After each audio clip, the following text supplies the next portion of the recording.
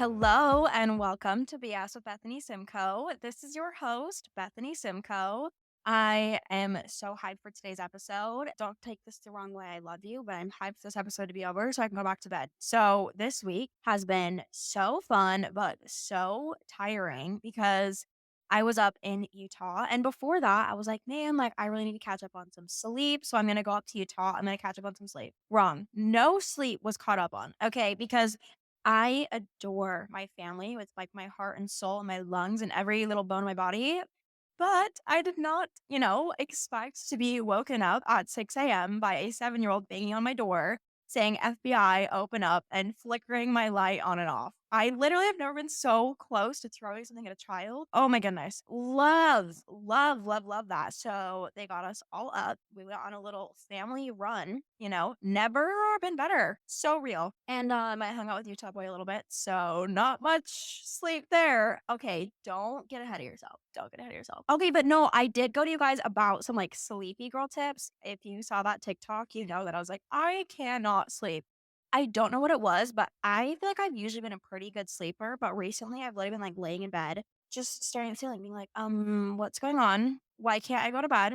I ended up taking magnesium for the past 2 days and it has put me to sleep. But I'm constantly asleep. Even right now, I'm fighting, trying to be awake. I have the weirdest headache and I'm in a good mood, but I just really want to go back to bed. I slept 10 hours again last night. And then this morning, it was so hard for me to get out of bed. I was literally using every game in my brain to get myself out of bed. And then around noon, I just had this really weird headache come on. So I was like, okay, I'm gonna lay down for a second. As soon as I close my eyes, I am out. Seriously, I don't know what they put in that magnesium, possibly the magnesium, but I don't want to make any assumptions. No, but it's potent. So I'm already taking half a dose. So maybe I'll take less than that because it's been great and the sleep I've been having is good, but I don't like feeling this sleepy throughout the day. So I really don't know what to do about that. But let me jump into my 331. Oh my gosh, you guys, I really want to get to this episode, but I feel like I can't fucking talk. I feel like my tongue is lead. This magnesium is something else. But at the same time, every time I record this podcast, I swear to God, it is my third week of my period. I keep telling you that. I'm like, wow, the third week is so rough. And I record every week. So how does it make sense that every week is my third? It fucking doesn't. I don't get it. But I talked to my therapist. I was like, have you ever heard of PMDD? Because I feel like that's kind of what's going on. I'm like, there's got to be something with my hormones because every time that it's the third week before my period, I swear I'm a different person. I have told you guys so many times on here, I would say this is an overshare, but you guys know at this point, that's this entire podcast is just one big overshare. So I really don't know what to do. I feel like I need to go get my hormone levels checked or something. I got my thyroid checked a little bit ago. But I literally had to fight for them to check my thyroid. I was like, no, you guys, I'm serious. You need to check my thyroid. What's going on? So my therapist recommended an endocrinologist just to kind of really dive into things because she's like, yeah, that's not really normal. You shouldn't be having that big of fluctuations in your weight, your skin, your mood, your appetite, your sleep. I genuinely feel like a different person. And it's really frustrating because I want to get stuff done, but I just feel so shitty about myself. I don't have any energy. And so we're coming up on that third week right now. And I think that combined with the magnesium and sleepiness is really just taking me down. But I'm in a pretty good mood right now. So it's not mood. It's just genuinely no energy. So, better than usual, but I'm going to get into my 331. Three things that I am grateful for this week. I'm grateful that I got to meet my new niece and spend some time with my family. My brother and my sister-in-law had a little baby this last week. And I got to spend some time with my family and my extended family and lots of people. Seriously, the Senegal family is massive and it just keeps on growing. I'm really grateful that things with Utah Boy went well. If you guys have seen my TikToks this week, in last week's episode, I was talking about my June intentions, try to let go of the outcome. And so I really just went in and I was like, if he wants me, he'll come get me. I'm going to let him take the reins. I'm going to let him show me what he's about. And genuinely it turned into such a beautiful week. We had such good communication. I know it doesn't make a whole lot of sense from an outside perspective, but I'm feeling very happy and very solid. And I talked to my therapist about it today, and she looks okay, guys. I should, but I can't stop smiling when I think about it. She looks at me and she goes, Beth, I think you may have met your match. And I literally please Do not hype me up like that. I'm just so grateful for my cutie little apartment. Every time I come back from a trip, I'm like, oh, my apartment's so cute. Like coming back and like just remembering the way I decorated it and like coming back and knowing like this is my home and this is the place that I've created for myself and like the space that I've curated. It's such a good feeling, but my little dentist office couch, guys, I've been so torn on what to do because I'm most likely going to be moving the next 6 months. So, hear me out. If I move in 6 months and it takes like 2 months to get a couch, like even 1 month, and then I have to move everything in like 3 to 5 months, like is it worth getting a couch or should I just deal with this for like the rest of the time that I'm here? And also, my desk area is kind of like low key ugly. So I feel like I want to do like a redo on that situation. Like I want to like make it cute. But again, I'm like, if I'm moving, like, is it worth? But at the same time, like, those are still 6 months and I'm going to be here, like, experiencing my space. So maybe in a little bit, we'll do like a little desk redo situation series or whatever. But right now, I'm like literally looking out of my apartment. It's such a mess with packages. And like, love, love, love, love that, but I need to, like, get that under control before I take on one more project. I need to figure out what's in all these packages and show you guys and, like, have a good time with it, but at the same time, I'm like, I literally have the energy of a snail right now.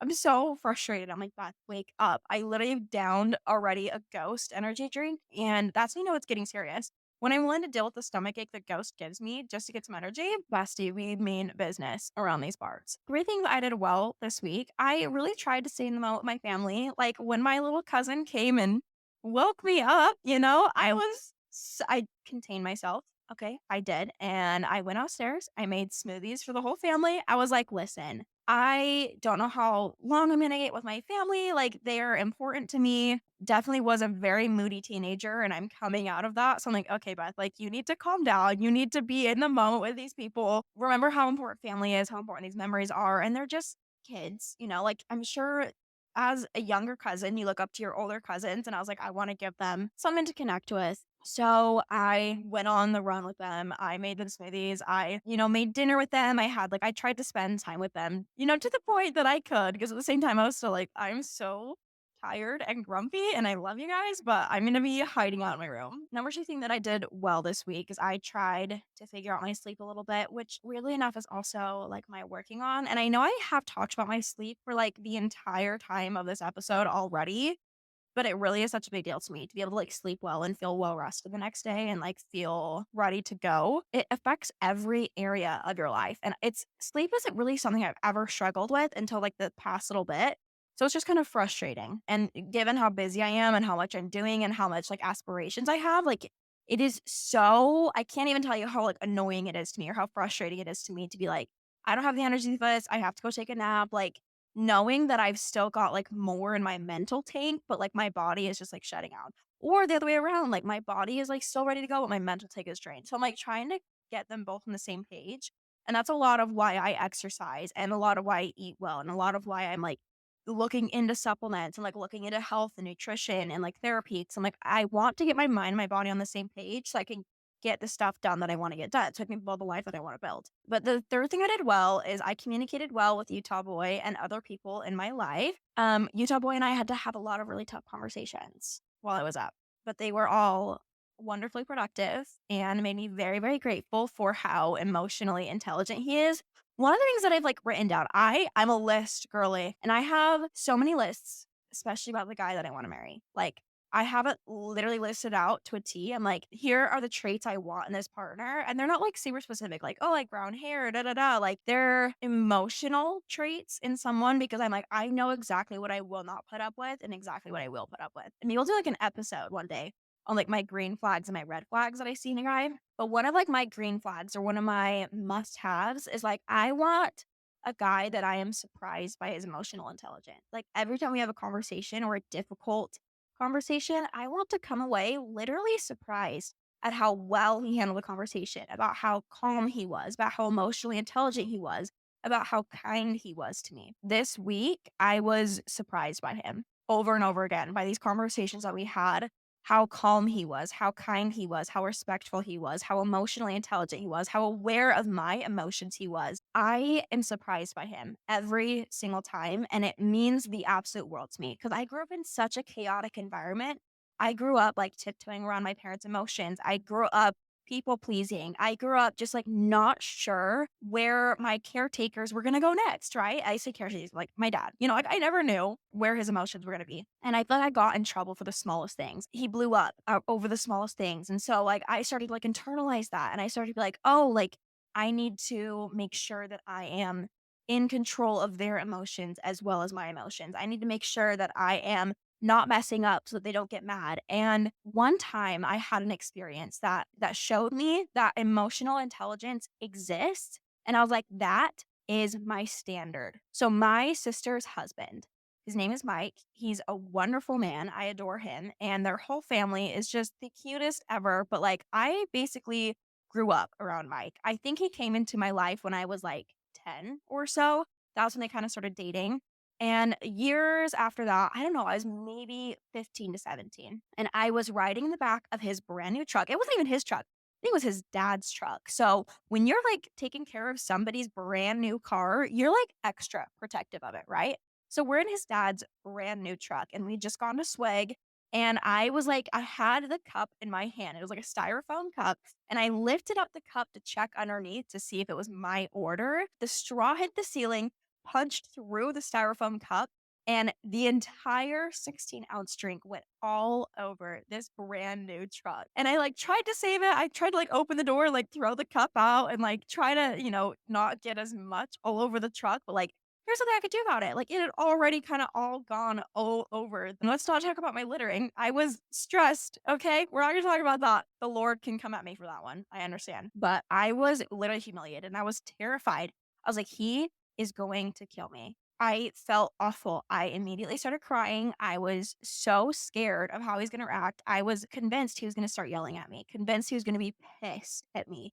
And he just looks back and he goes, "Are you okay?" And I was like, "Yeah, I'm okay, but your truck." He goes, "Don't worry about the truck.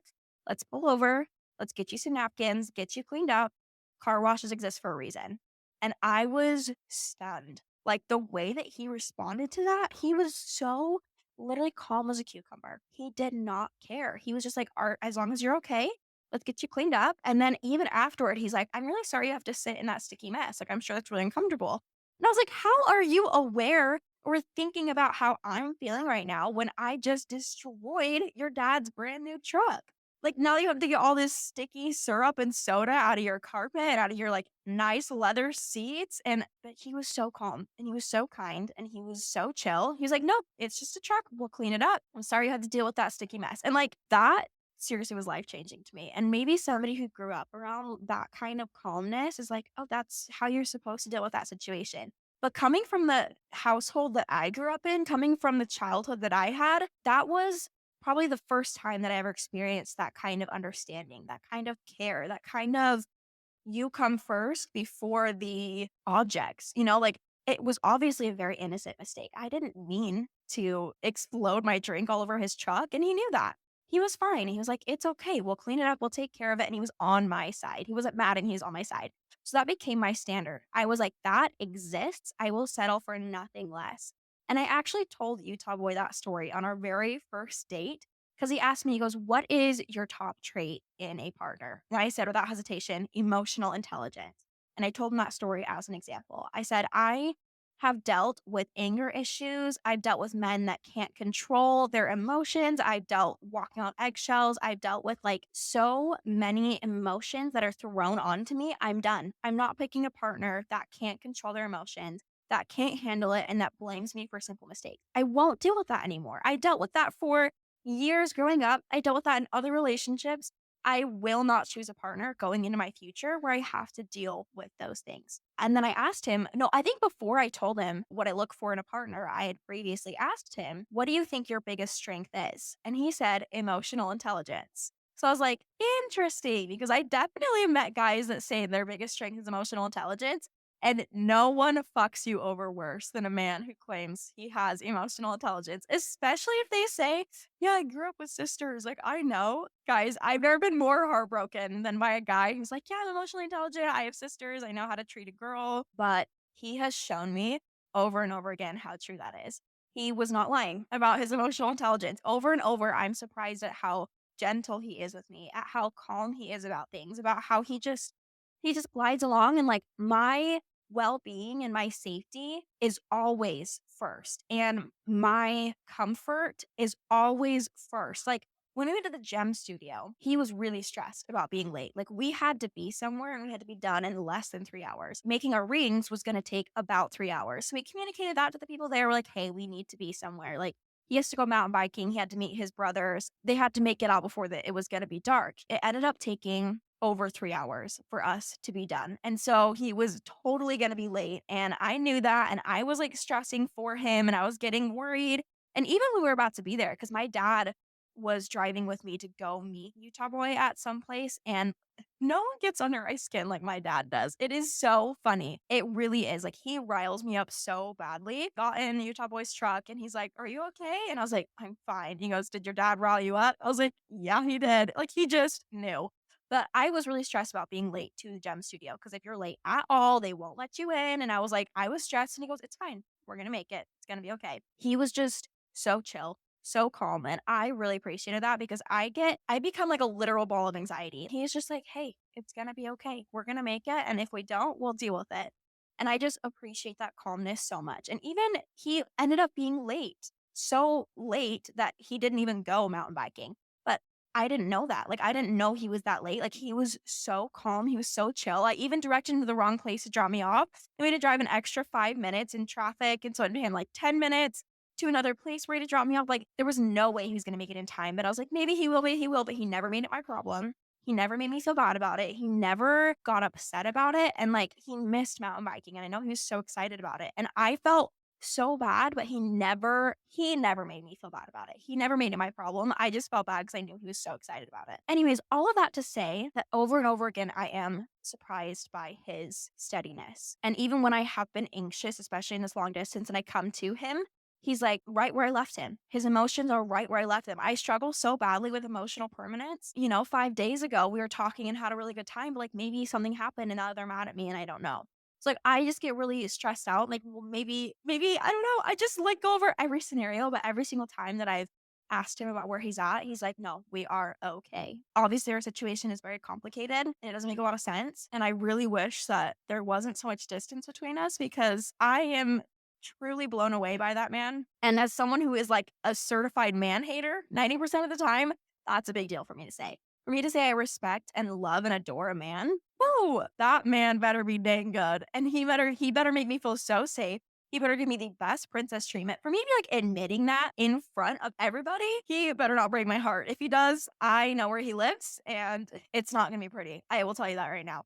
And he knows that. Okay. Anyways, that was just like a big, huge ramble. But honestly, if he's not the one, I will still always appreciate how much he's taught me about what I deserve when it comes to treatment, about being kind and gentle with myself. Like, he's just taught me a lot of very good lessons already. So even if he's not the one, I will still very much always appreciate our time together. He's pretty cool. So let me shut up about that. I'm sorry. I'm like still on cloud nine coming from Utah and I'm still like, oh my gosh, literally leaving him was so hard, but I have such peace in my heart that whatever is meant to happen will happen. It is the weirdest love story that I've ever seen, the most bittersweet love story that I've ever seen. And I freaking hope that we have a fairy tale ending. I can't believe we're still on the 331. I have been like talking for 20 minutes. We're still on 331. But honestly, this part is my favorite part of the podcast. And if you don't want to listen to this part, like usually the first 20 minutes are me just chatting before I get into it. So if you want to skip that part, that's fine, but I will find out where you live and then ask you why you hate me. But like, you can do what you need to do.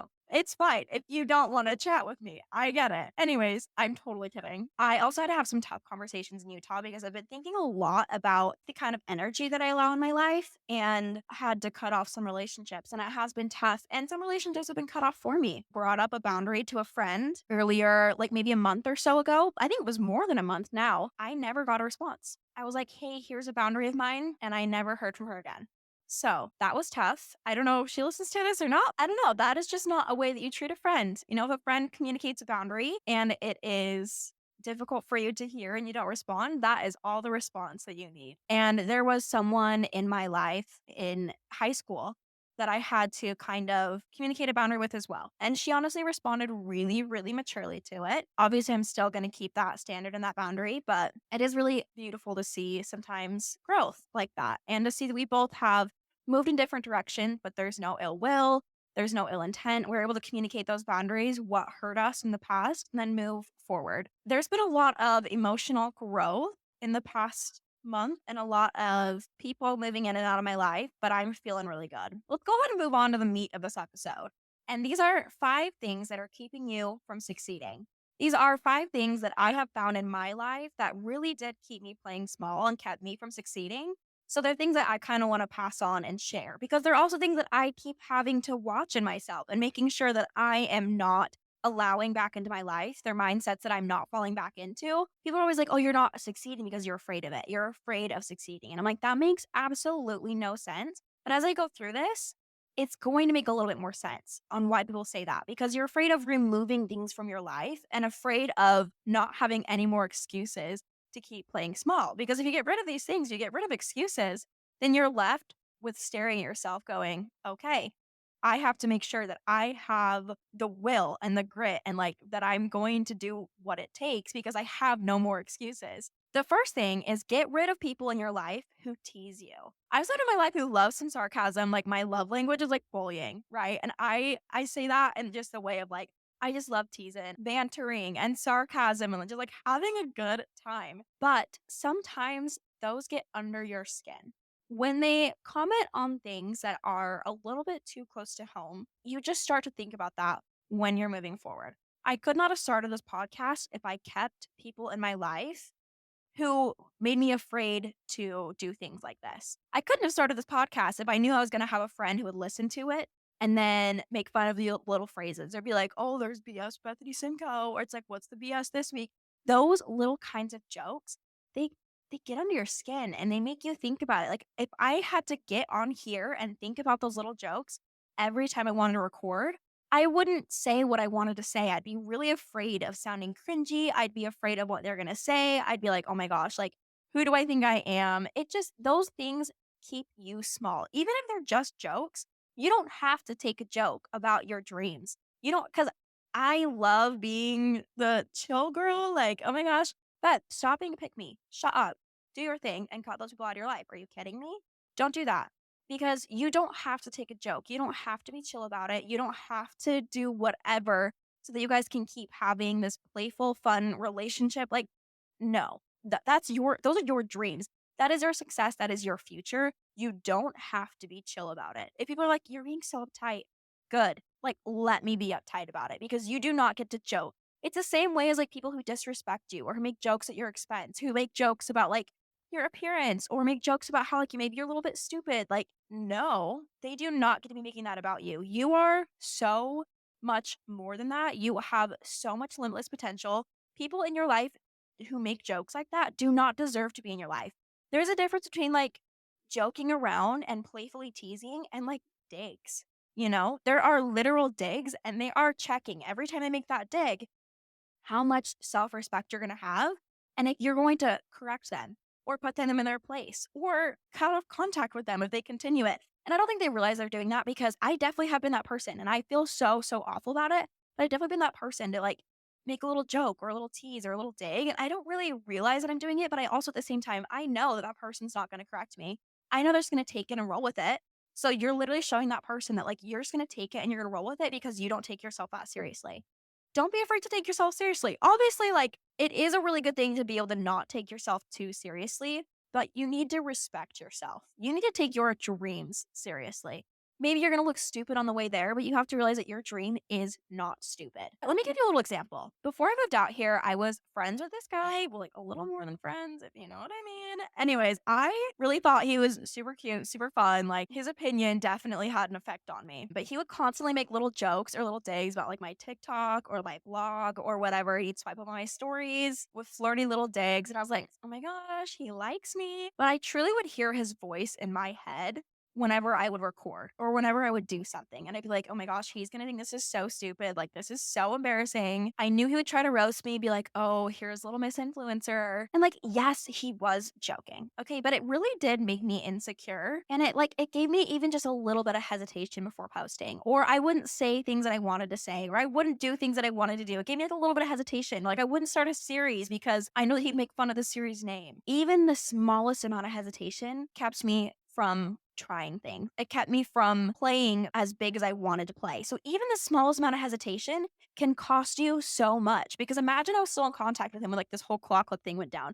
And I was terrified to like make a series out of claw clips, and then we literally would never be here. When it comes to your dreams, you do not have to be chill. That is your goddamn future. And there's no room for people to minimize that. Even if he was just teasing or flirting, right? Like that amount of hesitation and that amount of like having him in my head, it's not okay. And it's not cute and it's not fun. And it's not something that I need to deal with. It's not a situation that I need to have in my life. Like someone in my life, even if they're teasing me, even if we're having a good time, it shouldn't be at the expense of my dreams. So it took me a few months of living here in Texas and like FaceTiming him, calling him. Like I saw him when I was in Utah, but when I did go up to Utah, I'm pretty sure it was like the first time that I visited, saw him while I was up there. And I just kind of like had a moment where I was fed up. I was like, I don't feel like taking this anymore. I really don't, because I just would constantly feel so shitty. And then I would be like, well, Beth, like, why can't you take a joke? Like, why are you so sensitive? Literally doing that to myself. And I ended up blocking him as I left his house. That last time when I had like that little moment of clarity, and it was the best decision because I no longer had his voice in my head. He couldn't see my stories. He couldn't see my TikToks. Even if he wanted to text me and like joke about it, he couldn't reach out to me. He couldn't call me. He didn't exist to me. Those voices in my head, I was like, wow, who's thinking these things? Not him because he hasn't seen my story. Not him because he hasn't seen my TikTok. He has no idea. He doesn't get to say those things anymore. And that voice doesn't get to be in my head anymore because no one is thinking those things because I've removed them. And even if they are, they can go on their merry fucking way. I don't need to have that voice in my head. I don't need to have voice on my TikTok. Like, I do not hesitate in blocking people. I'm having a good ass time. And if they want to bring their little opinion, they can go find somebody else whose content aligns with what they want to see. My content does not have to align with what they want to see. It aligns with what I want to do and what I want to produce. And if they want to leave some nasty comment, or if they want to say something, or even if someone like freaking high school is like, what is she doing? Okay, go find another person who you like to watch. I do not care because there are millions of creators. There are millions of people. There are thousands of people you went to high school with.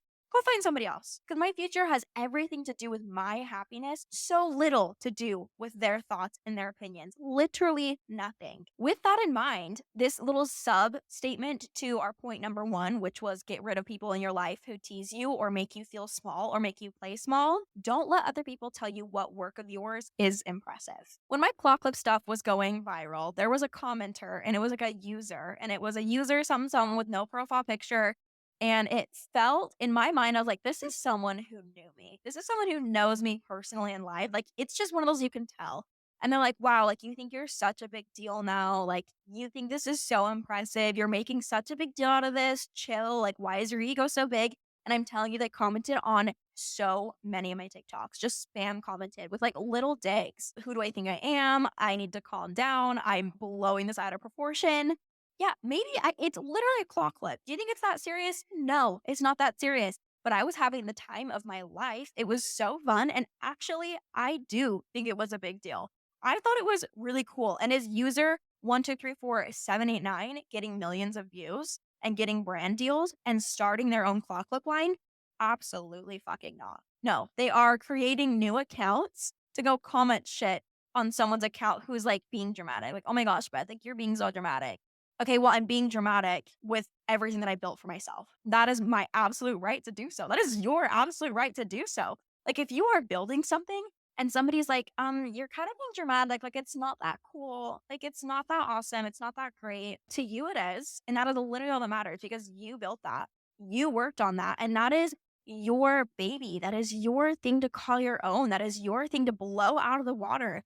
And if someone is taking time out of their life to create new accounts, to come at me from an anonymous place, or even someone like that you know DMing you or talking to you, like taking time out of their lives to comment on your life, whether that's a comment physically, like you can hear it, or a comment on a post, or a comment on your story, or a comment to a friend gossiping about you, whatever that is time and energy of theirs that they are contributing to your life. They're like, here's some of my energy because I think that you're lame. And you go, wow, you are taking time out of your life to talk about my life. Love that for you. How does that feel? That's so fun because I could not care less, right? Like that person does not get to touch you. That person does not get to be in your life. That person's opinion does not matter because you are a big motherfucking deal. Like you are such a big deal. If you think you are a big deal, you are a big motherfucking deal. Like, they can shut up and sit down and they can watch and they can observe. Cause that's how I felt. Like, when I saw those comments, I was like, maybe it's not a big deal to you and it's not that serious. It really isn't, but it's also fun as hell. Like, I'm having a good time. I am building something and I am the one filming and posting and getting deals and filming and posting. And what are you doing? Oh, nothing. Cool. I mean, that was such a rant, but I'm sure you know what I'm talking about. Like, I'm sure you know what I mean. You've had people in your life, and if you don't and you're playing big, you will. If you are pushing the limits and pushing the boundaries and making a fool out of yourself in the best way, you will have people who are like, girl, calm down. It's not that serious. And you go, okay, perfect. Go sit down in the corner and watch. And then in 20 years, when you are so much more successful than them, they go, Bestie, oh my gosh, like I remember going to high school with you. Like I remember seeing you at like a party one time. I've always looked up to you. I thought you were so sweet. And I'm being such a bitch right now, but like genuinely, that gets under my skin and it really shouldn't. I should be more gracious than that. But when people who made me feel like shit now try to come to me and it's like, "Oh my gosh, bestie, like, how are you? I always remember you. Like, we should go to lunch soon." I feel like you had your chance. If you want to go to lunch, where were you when I was crying in the bathroom? Yeah, that's right. You were the one I was crying over. Perfect. Okay, let's not. I mean, it's not that deep. It really isn't. And I genuinely don't feel any ill will towards these people. I do think it is a little bit funny. It's kind of comical to me, but at the same time, it's like, girl, chill out, or boy. One time it's the boys. They think they know what's up. But it really is entertaining to just kind of do your thing and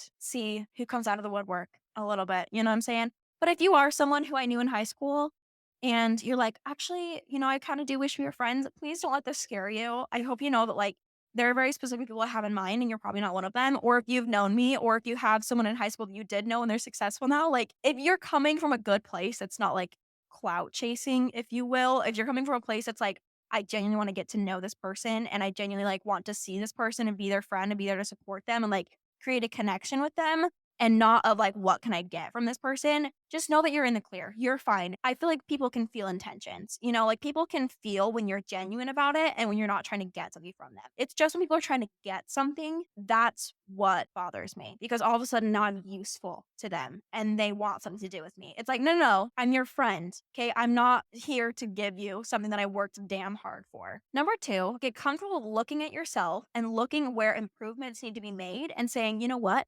I am doing the best that I can. It is okay. Looking at your flaws and saying, I am doing literally everything in my power to fix this, to correct this, to move forward. I am okay where I'm at. Because when we're in like that success mindset, it's so easy to be like bigger, better, faster, stronger, right? Like more, more, more, more. Like I need to be better. I need to play bigger. I need to work harder. I need to be better at this skill than this person, or I need to be better at this skill than I was a year ago. Like, I think it is such a big skill being able to look at myself and look at a flaw, tell myself that I'm doing everything that I can to work on it, and allowing myself to be calm about it. Don't let those like things that you need to improve get to your head and become proof that you're not good enough. Because if you do, that will keep you not good enough. You'll be afraid to work on those and you'll tell yourself, this isn't enough. I'm not doing enough. I don't deserve to be on this path. And it's going to keep you in that bubble of not enough. So here's an example. When I was a photographer in Utah, I did was like a wedding couple, like portrait photographer.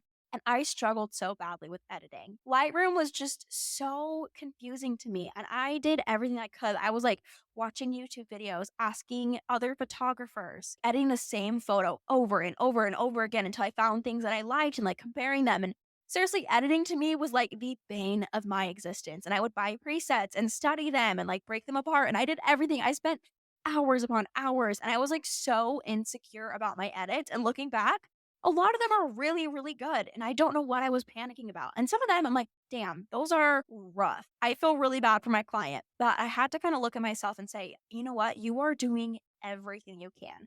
You are spending hours on this. You are learning everything you can. You are absorbing all the knowledge that you can, going to every resource that you have. What you're doing right now has to be okay. What you're producing has to be good enough right now. And one of the most interesting things that I always hear is that a lot of times guys won't care if they're good enough at what they do. You'll hear all the time on podcasts of like trying to encourage girls. They'll be like, oh, yeah, like, guys won't really care if they're good enough and if they have enough on their resume to go apply for a job. If they think they're good enough or if they think have any sort of chance, they'll go for it. But a girl, she'll wait until she has all the knowledge. She'll wait until she's done all the research. She'll wait until she knows that she has every single qualification she needs to have before going for it. And I think that sometimes maybe that is a huge reason for a lot of my success is that I don't give a shit if I'm good enough. I will go for it and I will suck really, really bad. And we'll get into that in a little bit, but you can't use your lack of knowledge or skills in this moment as an excuse. You will literally never get better. You will stay small. If you say, well, I'm really bad at editing now, so I'm not going to edit.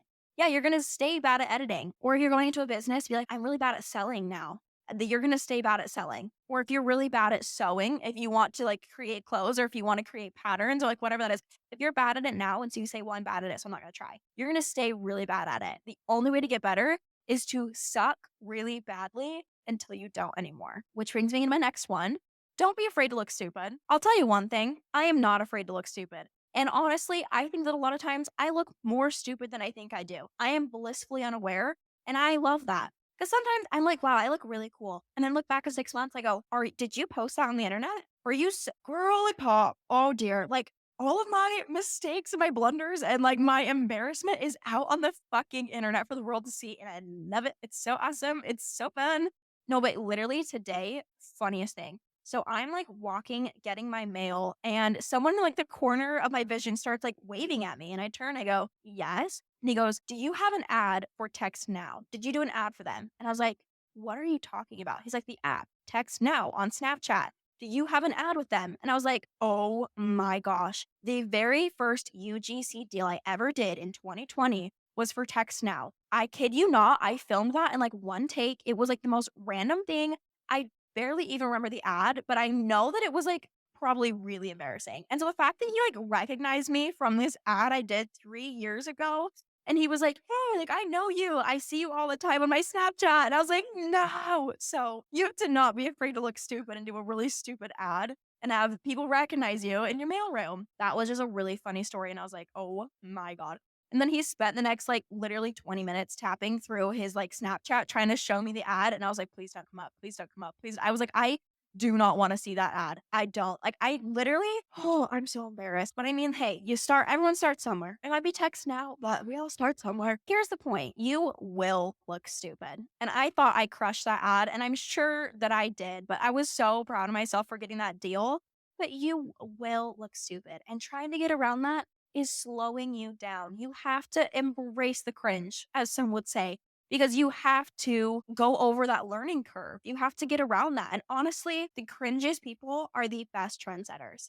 And the people who talk shit on them are critics. And you know who they never make statues of? Critics. They never make statues of critics, but they are going to make statues of the people who rock the boat, the people who are stupid, the people who try new things that look really dumb. And you try 1,000 really dumb things until you actually don't really look dumb anymore. You're getting the hang of it. You're embracing it. And like, yes, you're going to have 1,000 videos of you on the internet that you look stupid in. I have 1,000 videos of me on the internet that I look really dumb in, but I love those. I love myself in those. I'm proud as hell of myself because I recorded them and I put them out and I said, I love this. I love myself and I'm proud of what I'm doing. And I'm so proud. Even if you think I look stupid, even if I think I look stupid, the underlying tone of that is, Beth, I am so proud of you. And honestly, I think that sometimes I'm my biggest critic. I tell myself not to take shit from people about what I do, and yet I give myself so much shit.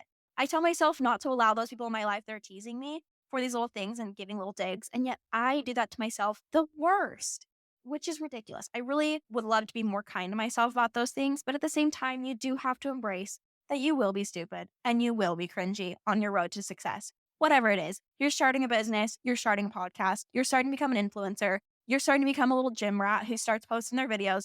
You're going to look stupid and you're going to look cringy until one day that you don't. It's going to be bad until it's good. I don't remember exactly what the book was called, but I'm pretty sure it was by Malcolm Gladwell that talked about the 10,000 hours theory about how to master something. Maybe I'm totally wrong with saying that that theory was by him. But the 10,000 hours, you have to do something for 10,000 hours in order to master it. And do you think that an ice skater was good at ice skating at hour one? Absolutely not. Do you think you're going to be good at what you do in hour one or an hour 100 or an hour 1,000? Absolutely not. You're going to be so much better on hour 10,000. Once you've done something for so long, then you're going to feel like more confident with it. But you do have to push through that and not be afraid of falling down on your face on hour one when you're learning how to ice skate. when you're learning how to put yourself out there. And I'm going to use like, like the gym and influencing and things like that because those are what I'm familiar with, like going to the gym and like looking stupid. That is my biggest hack for going to the gym. Go to the gym and look stupid. Expect that you're going to look dumb. Expect that you're not going to know what you're doing because then you're going to get there and you're not going to know what you're doing. And you're already going to be prepared for that. And you're going to be okay with that. And you're saying, you know what? I'm here and I'm learning and I'm trying. And the only way to get through that is to learn what it feels like in my muscles. Learn what it looks like by watching other people there, by watching what they're doing, watching TikTok. But I have to get in there and try. Get freaking messy. Also, when I'm getting laid down on myself about stuff, I have to remember people still watch my videos. They still care. I still have a community. So obviously they can't be that bad, right? Like there's at least one person who likes what I'm doing. The amount of they reach out to me on DMs, the amount of you that comment on my stuff. And like, I have to remember that you guys care. You guys are out there and I care about you. That yes, it's a parasocial relationship. Like I don't actually know you and you've probably never met me. You still care about what I have to say. I still care about what you have to say. And that would have never happened had I never started posting. And this parasocial relationship would never exist if you thought that I sucked, right? If you were like watching these videos and be like, I hate her, you wouldn't be DMing me and saying, I really enjoy what you have to say. Like me hearing that you enjoy what I have to say, you can't fight the facts. I'm like, okay, this person enjoys what I have to say. That means that I'm probably saying something good and enjoyable. Obviously, I don't need to have that validation, but sometimes when I'm in the trenches, having that validation and having those words of affirmation really is the difference for me. But really, honestly, though, how are you going to make a difference or become someone incredible if you're afraid of what you're going to look like to someone? Again, block, cut off, say peace out to like whoever you think it is that is judging you. Whoever's voice it is in your head that you're like, this person's going to think I'm so stupid. It's going to be so off. Block them. Literally get rid of them from your life because what's going to happen? You're going to hurt their feelings by blocking them. You're going to create some drama. That's okay. Block people who are also creating the drama. Like, genuinely, your success and your well-being and your mindset is so much more important than what some random hometown people have to say about it. Figure out whose voice is in your head and get rid of it. Figure out who's telling you that you are stupid because I promise you it's not you. Like you think that it's you, but you on the inside are on your team. Like you are so incredible. There's no one that is going to cheer you on like yourself when you get down to the middle of it. But there's someone's voice in your head telling you you're stupid, and you have to get rid of that somehow. You have to stop them watching your stuff or remove yourself from that situation because you're always going to be a little bit afraid. And then the second part to my point number 3 is stop trying to prove something to people. And I think that it's really preached to be like, oh, like prove them wrong, prove them that you can actually do it. But trying to prove something to someone puts your success in their hands. It puts your success up to their definition. And you're never going to feel satisfied with yourself unless they give you a reaction. When I go home to my parents, I obviously want them to be like, wow, I'm so proud of you. But like they would not have approved of the way that I got to where I am. It included me working on Sundays. It includes me wearing things like tank tops. Like I'm wearing a tank top right now. That's not part of the religion I was brought up in. So even if I have like success financially to them, they're not going to look at me and be like so proud of me about like the clothes that I'm wearing. Like if I care too much about what they think and if I put my success in their hands, then I'm going to be putting all of the things in my life up to their standards and up to their definition. And then I'm not going to be enjoying my life for how I want to enjoy it. I want my parents or my high school friends or people I used to know to look at me and be like, wow, that's so awesome. But if I'm trying to prove them wrong, or prove something to them, I'll be afraid to do what it takes to succeed. And succeeding often takes embarrassing yourself or doing things that are awkward or that will absolutely humble you or that you'll fail at. You'll have to like bootstrap, you'll have to look really dumb, you'll have to like figure things out in a really unglamorous way, or maybe you will commit to the freaking bit and put your all into it and fail so miserably, so ungracefully, so embarrassingly, and you might fail. You probably will at some point. But as long as you feel successful and happy and proud of what you do, that is all that matters. Your success is no longer dependent on what they say it is. So quit trying to prove something to someone because you're never going to measure up to someone that doesn't want you to measure up. Number 4, stop giving yourself a soft place to land. You need to be able to have something that stretches you because if you are terrified of taking a leap and you give yourself a soft place to land, you're like, okay, well, even if I start this business and I fail, at least I'll have my job, right? Like, I'm not going to quit my job. I'm not going to like put my full time into it. And that's like such a typical example, like someone who really wants to start something. And they're like, well, I got like my little 9 to 5 that's so secure and it makes a lot of sense. And I'll just have this as, my soft place to land in case my business doesn't work out or in case my whatever doesn't work out. If you have that soft place to land, you're not going to go hard in the paint. You're not going to be ready to go. You're not going to put your all into this business because you know if it fails, you'll be okay. But if you give yourself financial goals and you stretch yourself, you have to trust that you will meet those goals. You just trust yourself that you have the grit and you have the determination to meet yourself there. One of my favorite things that Dean Graziosi says, he's like, set your ships on fire. I think he gave the example of like Vikings, I believe it was. When they went to conquer somewhere new, they would set their ships on fire because they couldn't go home if things got hard. They had to stay there until they conquered. And obviously, it's not great. Don't go conquering people, don't go freaking pillaging. But it's a good concept. If there's something that you want, burn your freaking ships. Cut the bridges, burn the bridges, cut people, cut things, cut situations, cut jobs, cut them off. If you want something bad enough, stop giving yourself a soft place to land. You have to trust yourself that you will grow wings on the way down. You can't put a mattress at the bottom of a cliff just in case you don't grow wings because you won't be scared enough to grow wings. So when I came to Utah, I had a moment of like, this was such a mistake. This was really stupid. I need to go home. I can barely afford this place. I don't know if I'm going to pay rent next month. I know I could pay rent this month. Can I pay rent next month? Not a freaking clue. I am terrified. I'm lonely. This was such a mistake, but I had burned my ships. There was nowhere for me to go. I was in Texas. I was locked into a lease, so I had to make it work. I had to. There was no other choice. I had to make it work. And I was a social media manager at the time. I was managing for a place in Utah and I was managing for a company down in Texas as well. And I had some private clients. So I was doing a lot of social media management up until when my clock up started to go viral. And that genuinely was such a life changing thing for me because it showed me that I can make a full time income, that I can capture people's hearts and their minds and their views and community. I was like, holy crap, I have this within me. This is so cool. And so in I believe November, like I've been wanting to quit for a while what I was doing. Like I didn't really want to manage other people's pages. I just wanted to pour my full focus into what I was doing with social media. And so I think around November, I decided, screw it, I'm quitting. I'm quitting all of my clients. I'm quitting everything else. I'm not doing photography anymore. I'm not doing social media management anymore.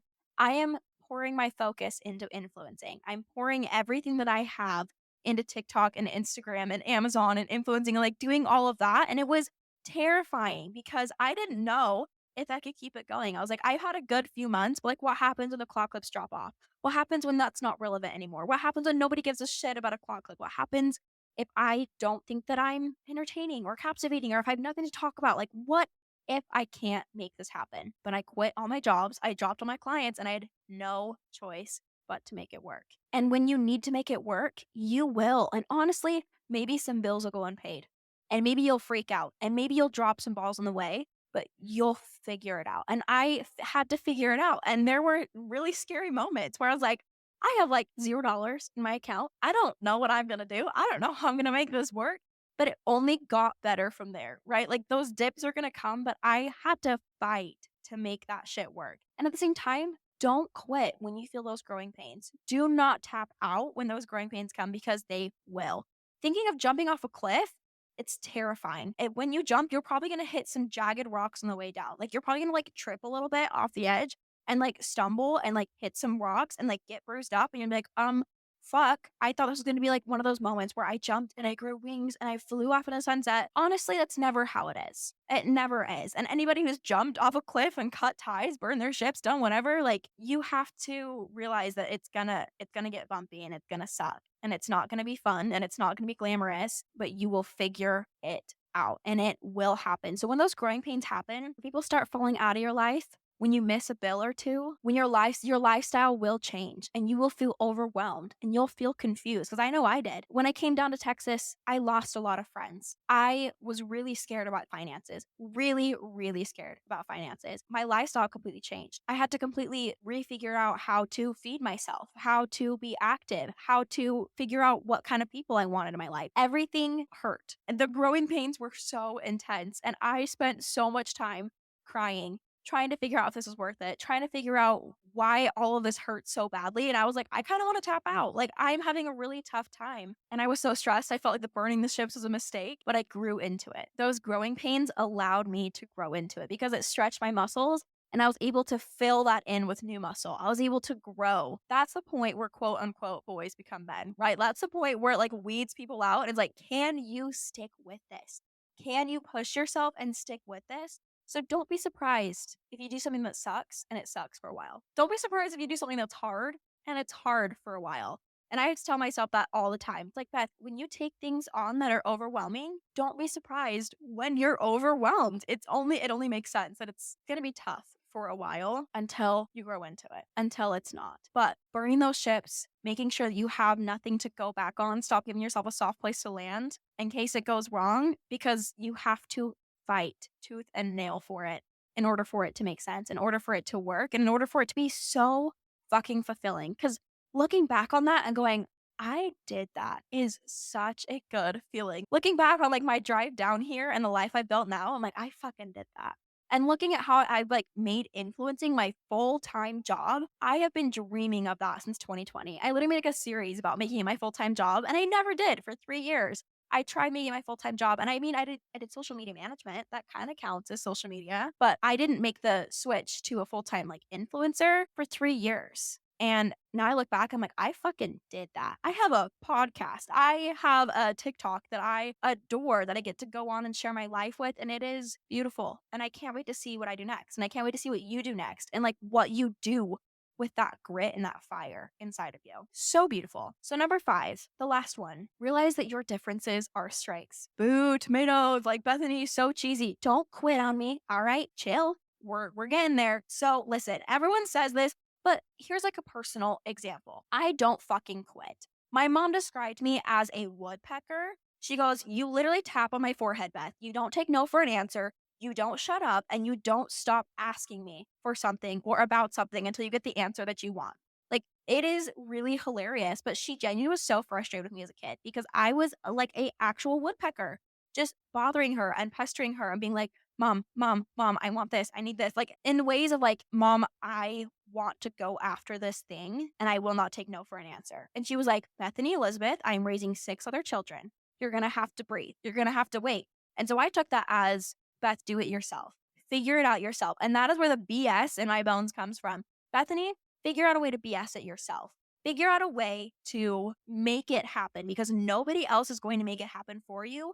You are the only one that is going to get this shit done. Bullshit it. Find a way. Find resources. I had like access to like no resources. The only resources that I had were like piles of wood at my dad's like shop that he had. You better believe like one year I made a float with those and I spent hours and hours in my garage like hand painting this float and putting it together. The amount of resourcefulness that you have to find. I think that one of my biggest strengths is that I don't take no for an answer and that I'm resourceful. But that made me incredibly annoying and incredibly tacky a lot of my life. Like, I would put stuff together. I would sew my own pants when I didn't like the way that they fit. And sometimes, like, the sewing would come unraveled and it would look really dumb. Or I would, like, find things at DI and, like, repurpose them. And it would look stupid a lot. But I had so much resourcefulness and I made such a fool out of myself. And I would not take no for an answer. And I'm sure it was so aggravating to every authority figure in my life. But now, those are like my 2 biggest strengths, BSing shit and not taking no for an answer. Also, when I was a kid, I loved reading and I would learn all these big words and I loved spouting off random facts and spouting off like talking with weird words and talking in a weird way. And like, I knew I was intelligent and I knew that people thought that was weird and off putting. So I literally changed the way that I talked to my friends and I changed the way that I would think about things and I wouldn't think about things so deeply. I wouldn't talk about those topics. And now I have a freaking podcast where I talk about deeper topics, where I get into things. And I think that a lot of people see like this success mindset and they're like, that's so embarrassing. I'm like, well, I have a podcast about it.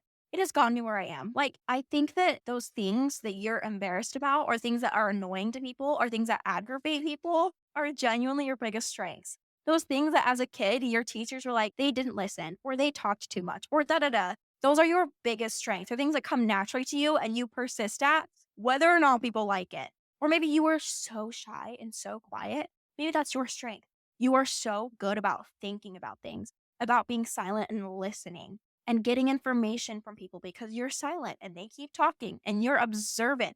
Those are your biggest strengths. The things that people were like, oh my gosh, like comment about you or make such a big deal, or maybe your teachers or whatever, your parents or your coaches, they didn't love about you that they were trying to constantly change, literally are your biggest strengths. We are going to do it whether or not people want you to do it, and absolutely lean into that. So I want you to find like what your biggest strengths are, what people's like, maybe their biggest complaint is about you. Maybe you also don't shut up, or maybe you're really blunt.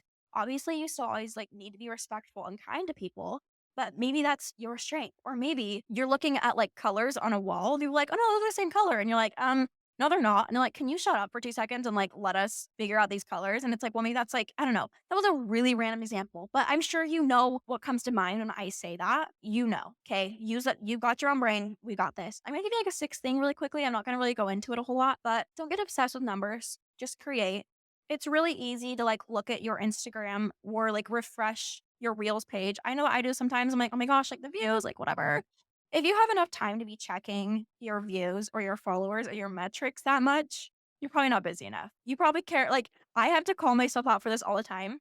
Be like, Beth, if you are worried about numbers, you need bigger problems. You need other things. You need something else to keep you busy. You need to not worry. Keep creating the things that you love, and the right people will come. They really will. Obviously, be strategic and smart about it, but keep creating things that you love and are genuine to you, and create and succeed in a way that's genuine to you, and the right people will come, the right opportunities will come, and you will dive into the right strategies. But you can't get too obsessed with the numbers. Just create. If you let them get in your head, they will discourage you. I think that a lot of what I just said, you probably know. Deep down somewhere in your heart, you already knew this shit, but it just kind of takes someone yelling at you. And I love getting on here and yelling at you and just chatting with you and having a really good time. And it takes someone kind of saying it for you to be like, you know what, you are right. And I already knew that. And I already was aware of that. And I already in my brain was like, I should probably get on that, or I should probably cut this person out. Or maybe you wanted like a little encouragement. Just be like, okay, I am on the right path. I feel stupid right now. I feel uncomfortable right now. I feel like an imposter right now. Or I feel like my friends and family don't support me in the way that I want them to. So this is like your invitation to just like say fuck it, or fuck you, or fuck whatever you need to, but keep it in your pants a little, right? Let's not go crazy. But you know what I'm saying? It is such a wild road, but I love sharing this kind of stuff with you guys. And I really am excited to hear, as I keep producing these episodes, as I keep putting this out here, and as I keep talking with you guys, like how your lives are affected by this, because these are things that have affected my life so deeply and lessons that I have learned. I love picturing you guys listening to this in the car or at the gym or at work or while you're cleaning your house, and just getting good vibes and just hanging out and reminding yourself of how powerful you are and how beautiful and vibrant you are. And I hope that every time you listen to my podcast, you remember that, because anything that I am like telling myself or talking about or telling you, you absolutely, like, we all have the ability to tap into such beautiful, wonderful, vibrant things. And especially if you're listening to a podcast like this, and if me and you relate, like if we're on the same level, and if you feel like you can relate to me, I already know that you are someone who is such a go getter. You are so excited about life. You are ready to go. You might get in your head and get a little anxious like me, but you know what? That just makes us cute and intuitive and wonderful people. So this was a really fun episode. I literally cannot wait to go to bed. I'm so hyped to go take a little nap right now. Cannot tell you. This magnesium, bro, is kicking my ass, and I love it though. It's a really good time. Thank you for letting me come on and share this with you guys and chat. And today is Father's Day that I'm recording this, and I am off to go text Utah Boy Happy Father's Day, because he texted me Happy Mother's Day. And, if I have to suffer, so does he. So if you guys ever have any topics you want to hear about or anything you have thoughts on about this episode, I would love for you guys to rate this. Honestly, helps so, so much for me personally to know what you guys want to hear, and for the rating, the ranking of the podcast. If you guys rate it and leave a review, or even like on YouTube, if you're watching this, use the comment section as your little journal. Tell me how you feel, what your thoughts are. But I really do appreciate you being here, and I can't wait to see you next week. That has been BS with Bethany Simcoe.